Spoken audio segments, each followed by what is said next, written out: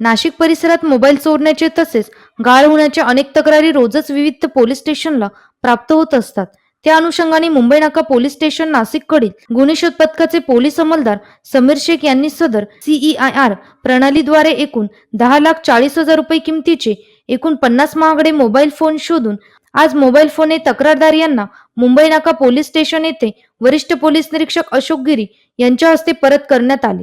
शोधलेल्या मोबाईलमध्ये iPhone, Samsung, OnePlus, Redmi, Vivo, Oppo, itel, Moto यासारख्या महागड्या कंपन्यांचे मोबाईल आहेत.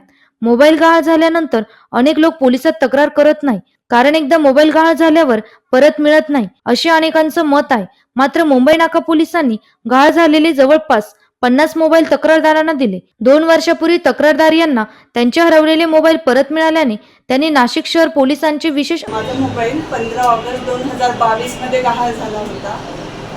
तर साधारण तो 2 वर्षानंतर मिळालेला आहे. मला खूप आनंद झालेला आहे. मी तर अपेक्षा सोडून दिली होती की मोबाईल मिळेल असं, पण तरीसुद्धा शेख सरांनी स्वतःहून कॉल करून डिटेल्स घेऊन मला मोबाईल परत दिल्याबद्दल त्यांचे धन्यवाद.